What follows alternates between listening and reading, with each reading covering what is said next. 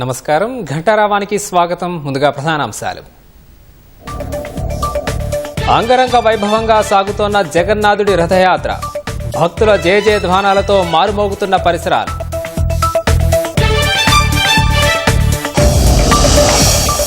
విడతల వారీగా పేదలందరికీ ఇళ్లు ఇస్తామన్న శ్రీధరబాబు.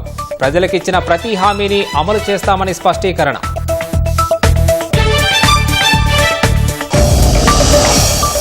వైరాన్ని పక్కన పెట్టి ఒకే వేదికను పంచుకోనున్న ఠాక్రే సోదరుడు. హిందీకి వ్యతిరేకంగా జూలై 6న ముంబైలో భారీ ర్యాలీ.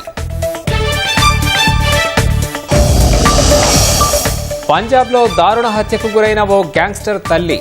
రోడ్డుపై ఆగి ఉన్న కారులో ఉండగా కాల్చి చంపిన దుండగులు.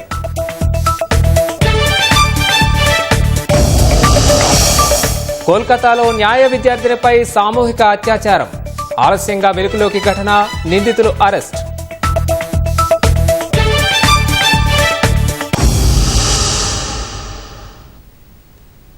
గత ప్రభుత్వ నిర్వాకంతో ఏడాదిన్నరగా ఆర్థిక కష్టాలు వెంటాడుతున్నా సంక్షేమం, అభివృద్ధి విషయంలో రాజీ పడకుండా పనిచేస్తున్నామని మంత్రులు స్పష్టం చేశారు. భారతదేశంలో రైతు హితం కోసం 1,50,000 కోట్లకు పైగా ఖర్చు చేసిన ఏకైక రాష్ట్రం తెలంగాణ మాత్రమేనని అమాత్యులు పునరుద్ఘాటించారు.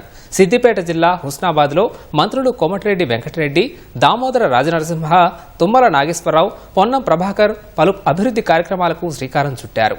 హుస్నాబాద్లో 11 కోట్లతో మాతాశిశు ఆరోగ్య కేంద్రం, 82 కోట్లతో చేపట్టిన 150 పడకల ప్రభుత్వాసుపత్రి, 77 కోట్లతో నిర్మించనున్న కొత్తపల్లి నుంచి హుస్నాబాద్ వరకు రహదారి పనులకు శంకుస్థాపన చేశారు.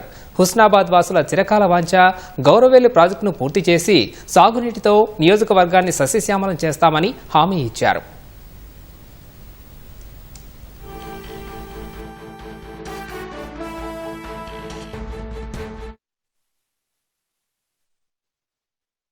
రేవంత్ రెడ్డి గారి నాయకత్వంలో సీనియర్ మినిస్టర్స్ గా మేమందరం కూడా నిరంతరం కృషి చేస్తూ దళితులను ముఖ్యమంత్రి చేస్తా, అందరికీ డబుల్ బెడ్రూమ్ కట్టిస్తా అని చెప్పి ఆ రోజు నమ్మి అధికారం రాకపోయినా బాధపడలే. కానీ ఒక్క ఇల్లు కట్టలేదని మనం బాధపడ్డాం, ఒక ఉద్యోగం ఇవ్వలేదని బాధపడ్డాం. గౌరవేలి పూర్తి చేయడానికి ఇచ్చిన 10 ఏళ్ల సమయంలో గౌరవేలి ప్రాజెక్టును ఎంతమంది రైతులు ఉద్యమాలు చేసినా ల్యాండ్ ఎక్విజిషన్ క్లియర్ చేసి ఎప్పుడో 8 ఏళ్ల కింద కంప్లీట్ అయ్యే ప్రాజెక్టు దాన్ని పక్కన పెట్టింది.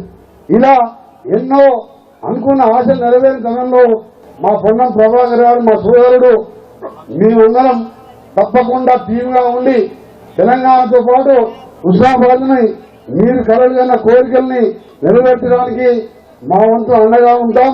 అనేక సమస్యలున్నా, సంక్షోభాలున్నా సంక్షేమాన్ని ఆపకుండా పోతున్నాం. విధ్వంసం చేసిన వ్యవస్థలు, సంస్థలున్నా వికాసం వైపు నడపడానికి ప్రయత్నం చేస్తున్నాం. కొంత ఇబ్బందులు వచ్చినా ఇప్పుడిప్పుడే తేరుకున్నాం. తెలంగాణ ప్రజల ఆకాంక్షలు నెరవేర్చడమే తెలంగాణ ప్రభుత్వం, రేవంత్ రెడ్డి గారి ప్రభుత్వం యొక్క ఆశయం అని చెప్పి మీకు ఈ సందర్భంగా మనం చేస్తున్నాం.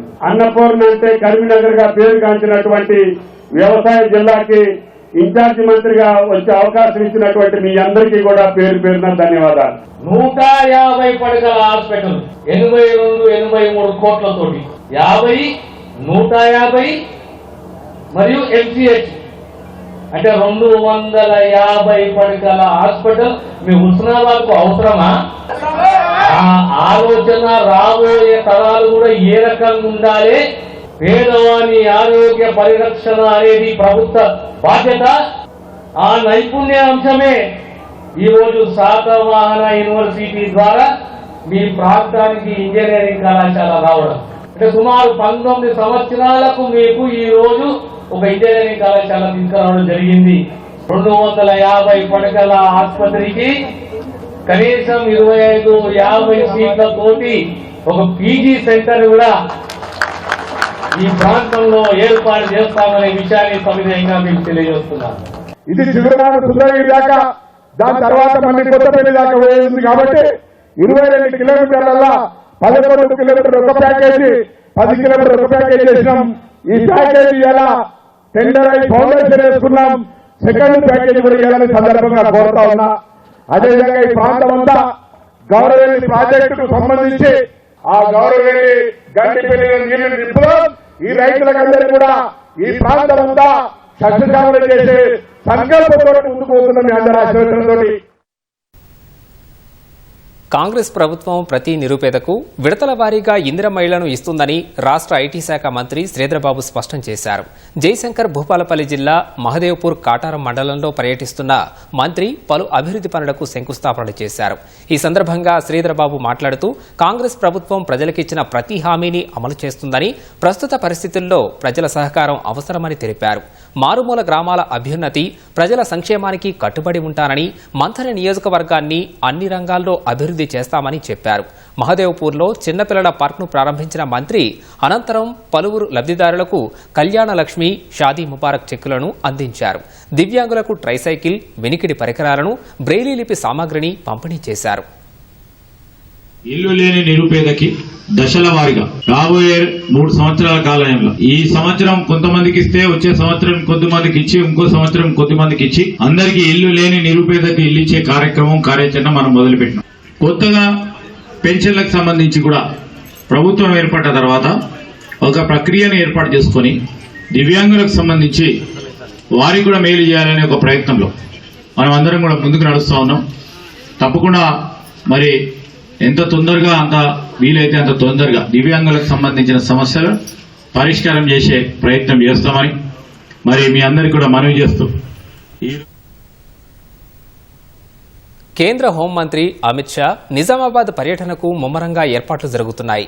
ఈ నెల 29న జాతీయ పసుపు బోర్డు కార్యాలయాన్ని అమిత్ షా ప్రారంభించనున్నారు. అనంతరం పాలిటెక్నిక్ కళాశాల మైదానంలో జరిగే రైతు సభలో పాల్గొననున్నారు. నేతలంతా సభను ప్రతిష్టాత్మకంగా తీసుకుని జన సమీకరణపై దృష్టి సారించారు. సభ ఏర్పాట్లను బీజేపీ శాసనసభాపక్ష నేత ఏలేటి మహేశ్వర్ రెడ్డి, అర్బన్ ఎమ్మెల్యే ధన్పాల్ సూర్యనారాయణ పరిశీలించారు. అమిత్ షా సభకు రైతులు, బీజేపీ కార్యకర్తలు భారీగా కదలి రావాలని మహేశ్వర్ రెడ్డి పిలుపునిచ్చారు. అమిత్ షా గారిని ఇక్కడికి ఇన్వైట్ చేయడం, 29వ తారీఖు రోజు వారు వచ్చి పసుపు బోర్డు కార్యాలయాన్ని ఇక్కడ ప్రారంభోత్సవం చేయడానికి వస్తున్న సందర్భంగా పెద్ద ఎత్తున రైతులు తరలి రావాల్సిందిగా కోరుకుంటూ, అదే మాదిరిగా ఆ రోజు బహిరంగ సభలో పెద్ద ఎత్తున అందరూ పాల్గొనాల్సిందిగా కోరుకుంటూ ఆటో కార్మికులకు ఇచ్చిన హామీలను సీఎం రేవంత్ రెడ్డి అమలు చేయాలని మాజీ మంత్రి హరీష్ రావు డిమాండ్ చేశారు. ఆటో డ్రైవర్ల సమస్యలపై బీఆర్ఎస్ పార్టీ పోరాటం కొనసాగిస్తుందని స్పష్టం చేశారు. పటాన్చెరు ఆటో డ్రైవర్ల సంఘం ప్రతినిధులు హైదరాబాద్లో హరీష్ రావును కలిశారు. కాంగ్రెస్ ప్రభుత్వం అధికారంలోకి వచ్చిన తర్వాత తమ జీవితం దయనీయంగా మారాయన్న ఆటో డ్రైవర్లు ఇచ్చిన హామీలను విస్మరించారని ఆవేదన వ్యక్తం చేశారు. 18 నెలల కాంగ్రెస్ పాలనలో 142 మంది ఆటో కార్మికులు ఆత్మహత్యలు చేసుకున్నారన్న హరీష్ రావు ఎన్నికల ముందు ఏడాదికి 12,000 భృతి ఇస్తామని చెప్పిన హామీని బుట్టదాఖలు చేశారని మండిపడ్డారు. చనిపోయిన ఆటో కార్మికుల కుటుంబాలకు కనీసం 10 లక్షల ఆర్థిక సాయం చేయాలని, 2 ఏళ్లుగా ఒక్కో కార్మికుడికి బాకీ పడ్డ 24,000ను ప్రభుత్వం వెంటనే చెల్లించాలని హరీష్ రావు డిమాండ్ చేశారు. నల్గొండ జిల్లా చెండూరులో ఎస్ఐ అత్యుత్సాహం ప్రదర్శించారు. గెట్టు పంచాయతీలో తనపై చేయి చేసుకున్నాడని తాస్కానిగూడానికి చెందిన ఆవుల వెంకన్న అనే రైతు ఆవేదన వ్యక్తం చేశారు. తను ఏ తప్పు చేయకుండా పిడిగుద్దులు కురిపించాడని వాపోయాడు. గొడవ విషయంలో గ్రామ పెద్దల మాట వింటామన్నప్పటికీ సివిల్ తగాదాలో తలదూర్చి చేయి చేసుకున్నాడని బాధితుడు తెలిపారు. అకారణంగా తనపై చేయి చేసుకున్న ఎస్ఐపై చర్యలు తీసుకోవాలని డిమాండ్ చేశాడు.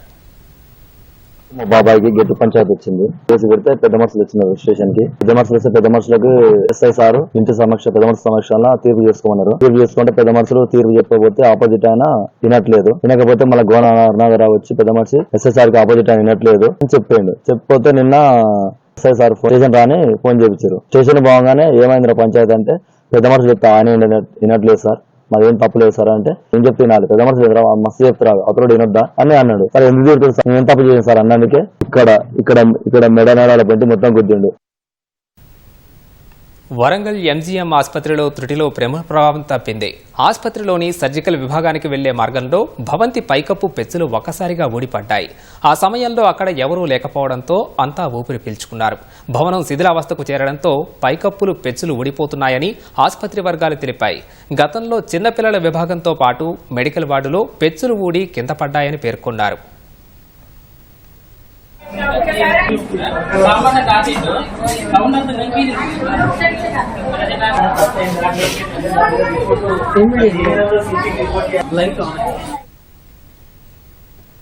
హైదరాబాద్లోని మాదాపూర్ సున్నం చెరువు పరిసరాల్లోని భూగర్భ జలాలు అత్యంత ప్రమాదకరంగా మారినట్లు హైడ్రా వెల్లడించింది.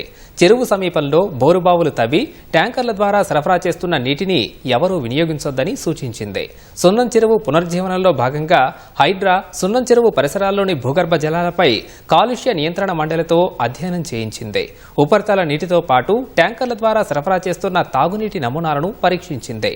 ఆ నీటిలో సాధారణం కంటే రెట్టింపు స్థాయిలో సీసం, కాడ్మియం, నికెల్ భార లోహాలు మోతాదుకు మించి ఉన్నట్లు పీసీబీ గుర్తించింది. ఆ నీటిని మరిగించి తాగినా ఆరోగ్యానికి హానికరమేనని హెచ్చరించింది. స్థానిక ప్రజల ఆరోగ్యంతో చెలగాటమాడుతున్న నీటి వ్యాపారులపై కేసులు నమోదు చేస్తున్నట్లు హైడ్రా పేర్కొంది.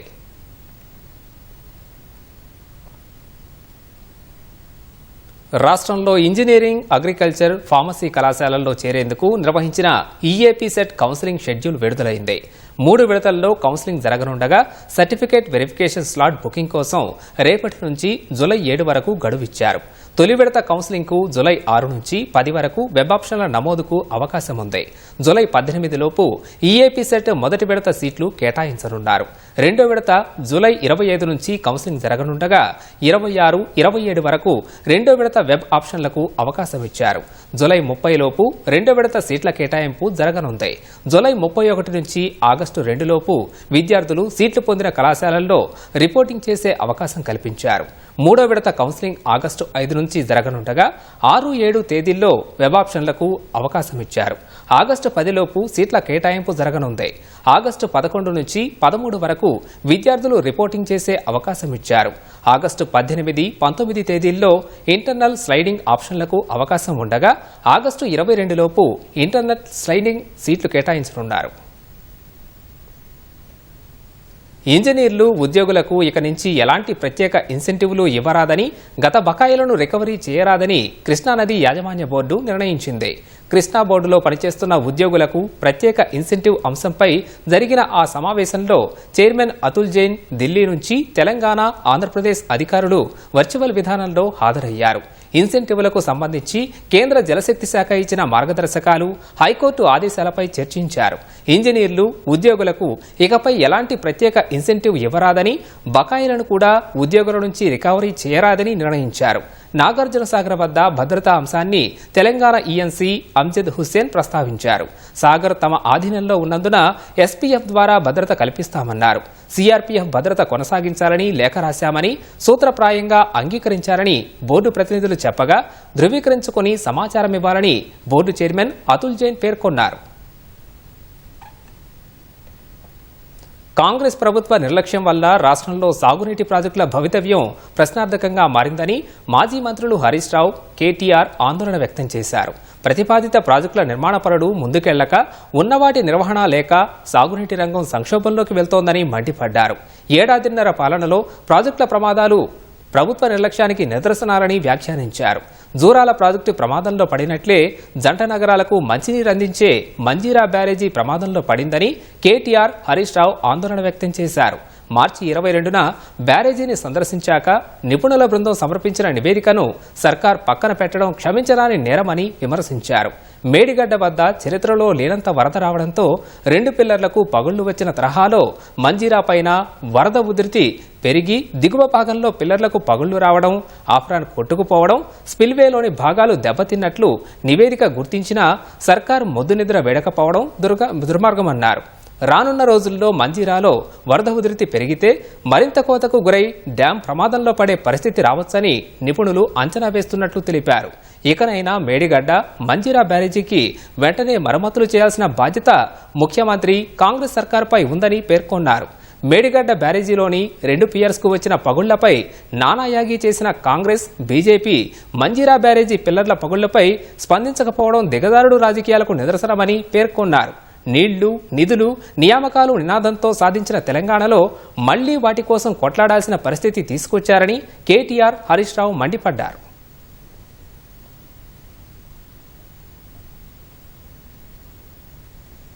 ఫోన్ ట్యాపింగ్ కేసులో ఫిర్యాదు చేసినందుకు తనపై తప్పుడు కేసులు పెట్టారని బీజేపీ ఎంపీ కొండా విశ్వేశ్వర్రెడ్డి అన్నారు.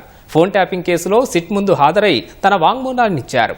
ట్యాపింగ్ను నిరూపించేందుకు అవసరమైతే కేంద్రం సాయం తీసుకోవాలన్నారు. ఈ అంశాన్ని పార్లమెంట్లో కూడా లేవనెత్తుతామన్నారు. మళ్లీ ఫోన్ ట్యాపింగ్ జరగకుండా ఉండాలంటే నిందితులకు కఠినంగా శిక్ష పడాలన్నారు. కాన్సెప్ట్ చర్చించాము. తను నాకు ఎంతో డేటా చూపెట్టిండ్రు, ఎవరెవరి ఫోన్లు ట్యాప్ అయినాయి, నా ఫోన్లు ఎప్పుడు ట్యాప్ అయినాయి.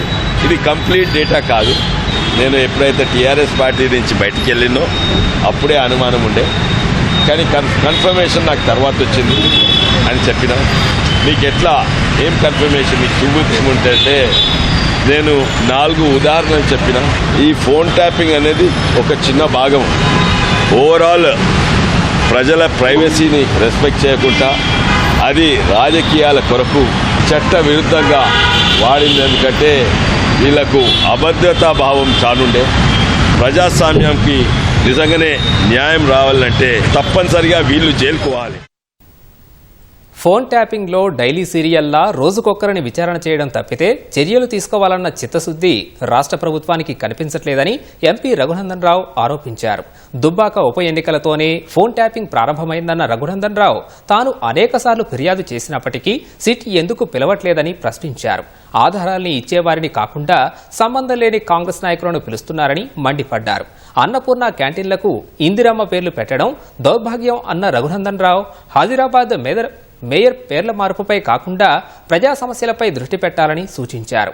అసలైన పేదలకు కాకుండా కాంగ్రెస్ కార్యకర్తలకు ఇందిరమ్మ ఇళ్లు ఇస్తున్నారని రఘునందన్ రావు ఆరోపించారు.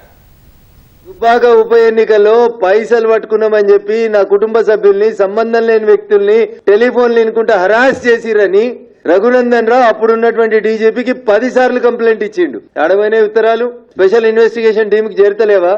అప్పుడున్నటువంటి డీజీలు గారా? విచారణ పేరిట టైంపాస్ ఎన్ని రోజులు కావాలి సిట్కి కాంగ్రెస్ పెద్దలకి? ఎవరెవరినో పిలుస్తా ఉన్నారు సంబంధం లేని కాంగ్రెస్ నాయకుల్ని. Political vendetta, timepass vendetta. ఈ ప్రభుత్వానికి తప్పు చేసినోడిని ఒక్కరిని కూడా అరెస్ట్ చేసే దమ్ము లేదు.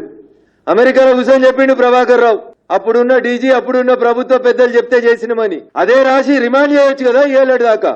కాబట్టి రాష్ట్ర ప్రభుత్వానికి చిత్తశుద్ధి లేదు. కాంగ్రెస్ టీఆర్ఎస్ 2 ములాఖతై ప్రజలను ఆగం చేస్తున్నాయని చెప్పడానికి మంచి ఉదాహరణ Kaleshwaram commission, telephone tapping. Kolkata శివారులో ఓ న్యాయ విద్యార్థినిపై సామూహిక అత్యాచార ఘటన ఆలస్యంగా వెలుగులోకి వచ్చింది. కస్బాలోని ఓ న్యాయ కళాశాలలో చదువుతున్న బాధితురాలిపై 3 మానవ మృగాలు దారుణానికి ఒడిగట్టారు. నిందితుల్లో 2 బాధితురాలు చదువుతున్న కళాశాలలో ఆమెకు సీనియర్లని పోలీసులు తెలిపారు. మరొకరు కళాశాలకు చెందిన పూర్వ విద్యార్థి అని వెల్లడించారు. ఈ నెల 25న సాయంత్రం నిందితులు కళాశాల ప్రాంగణంలో బాధితురాలపై సామూహిక అత్యాచారానికి పాల్పడ్డారని పోలీసులు తెలిపారు. బాధితురాలి ఫిర్యాదు మేరకు 3 నిందితులను నిన్న రాత్రి అరెస్ట్ చేశామని వెల్లడించిన పోలీసులు కేసు దర్యాప్తు ప్రస్తుతం ప్రాథమిక దశలో ఉందని చెప్పారు. అత్యాచార ఘటనపై బీజేపీ మమత సర్కారుపై విమర్శలు గుప్పించింది. నిందితుల్లో ఒకరు తృణమూల్ కాంగ్రెస్ సభ్యుడు ఉన్నాడని బీజేపీ ఐటీ సెల్ జాతీయ కన్వీనర్ అమిత్ మాలవీయ ఆరోపించారు. ఆర్జీకర్ ఘటన మరొక ముందే మరో ఘటన చోటు చేసుకుందని ఎక్స్లో పోస్ట్ చేశారు. మమత సర్కారు పాలనలో బెంగాల్ మహిళలకు భద్రత లేకుండా పోయిందని విమర్శించారు.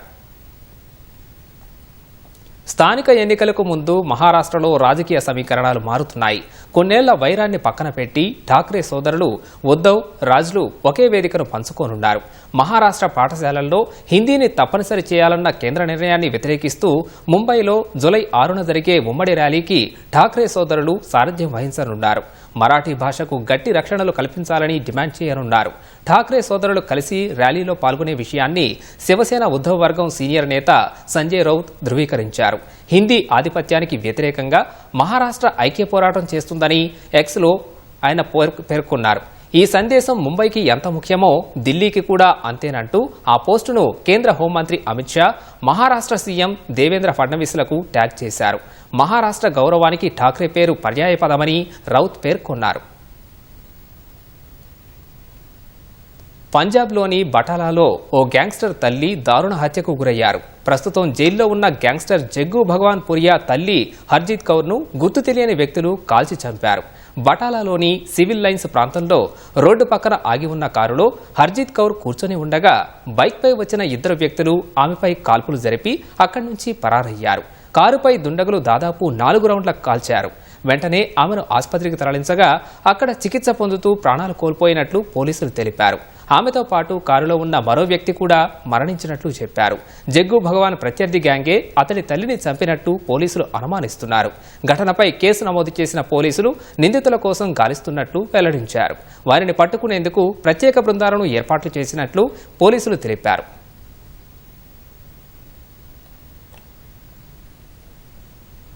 పూరీలో ప్రఖ్యాత జగన్నాథ రథయాత్ర అంగరంగ వైభవంగా సాగుతోంది. లక్షలాది మంది భక్తుల జయజయధ్వానాల మధ్య జగన్నాథ రథచక్రాలు కదులుతున్నాయి. జగన్నాథుడితో పాటు ఆయన సోదరుడు బలభద్రుడు, సోదరి సుభద్రాదేవి రథాలు గుండిచా ఆలయానికి చేరుకుంటాయి. వారం రోజుల పాటు అక్కడే విడిది చేస్తాయి. జూలై 8న గుండిచా ఆలయం నుంచి 3 రథాలు తిరిగి పూరీ ఆలయానికి చేరుకోవడంతో జగన్నాథుడి రథయాత్ర పూర్తవుతుంది.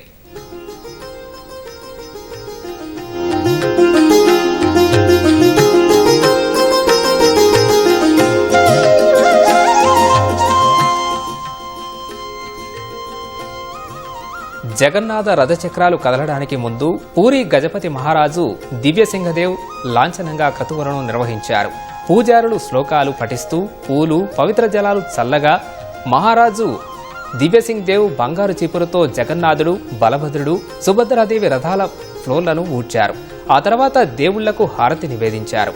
రాజైనా బంటైనా దేవుని ముందు అందరూ సమానమేననే సందేశాన్ని ప్రజల్లోకి తీసుకెళ్లేందుకు పూరీ మహారాజు బంగారు చీపురుతో 3 దేవుళ్ల రథాల ఫ్లోర్ను ఊడుస్తారని పరిశోధకులు తెలిపారు.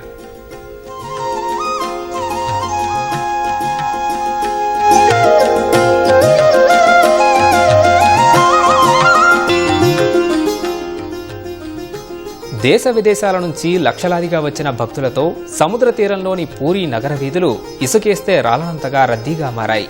రథయాత్ర కోసం ఒడిశా ప్రభుత్వం విస్తృత ఏర్పాట్లు చేసింది. రథయాత్రకు ముందు నిర్వహించిన క్రతువులు తెల్లవారుజాము నుంచే మొదలైనట్లు పూరీ ఆలయం ప్రధాన పరిపాలకుడు తెలిపారు.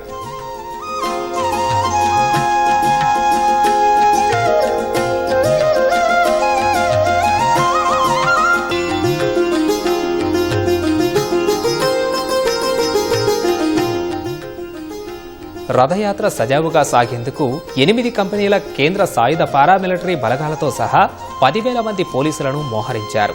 దారి పొడవునా రథయాత్రను నిశితంగా పర్యవేక్షించేందుకు మొదటిసారి ఇంటిగ్రేటెడ్ కమాండ్ కంట్రోల్ సెంటర్ను ఏర్పాటు చేశారు. పూరీ నగరంతో పాటు కోణార్క్ రోడ్లపై కృత్రిమ మీద ఆధారిత సీసీ కెమెరాలు 275 ఏర్పాటు చేశారు. ఇంకా ఆలయం ముందు నుంచి రథయాత్ర సాగే మార్గంలో రూప్ టాప్ పై ఎన్ఎస్జీ స్టిప్పర్ కమాండోలను మోహరించారు.